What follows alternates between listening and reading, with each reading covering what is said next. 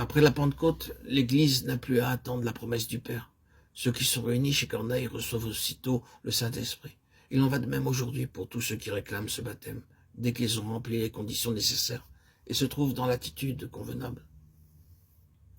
Lors donc que le fidèle a porté devant Dieu tout ce qui concerne ce baptême du Saint-Esprit, qu'il réclame, le temps de l'attente pour lui sera celui de la préparation, où le Saint-Esprit besognera pour éliminer et édifier ce qui doit l'être, avant que son action puisse se produire.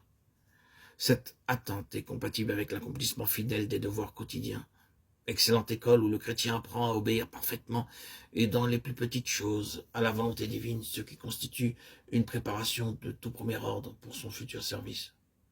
Durant cette période, les relations de foi entre le croyant et Dieu devront rester actives. L'homme s'en remettra parfaitement à l'Esprit de Dieu du soin de le préparer en vue de ce revêtement nécessaire à son activité.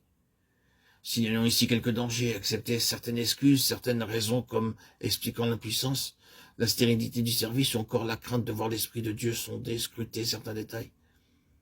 Il y a danger d'éteindre l'Esprit lorsqu'on refuse de céder à Dieu ce qu'il réclame, ou qu'on hésite devant quelques sacrifices, d'où dépend l'affranchissement de l'Esprit. Cet affranchissement est nécessaire pour le revêtement d'une plus grande mesure de puissance. La préparation pour la réception initiale de l'Esprit ne touche qu'un domaine restreint. Alors, le centre de l'homme n'est atteint que partiellement, c'est-à-dire dans sa volonté et son cœur. La première s'est soumise à Dieu.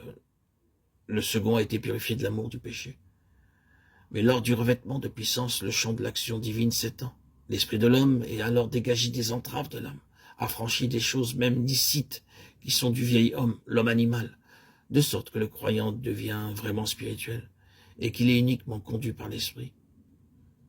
Il faut que toute inflexibilité, toute raideur de l'esprit soit éliminée pour que celui-ci soit absolument souple, docile et puisse collaborer aisément avec le Saint-Esprit. Tout esprit de ressentiment, de rancune, cet esprit qui se souvient des injures et ne pardonne pas,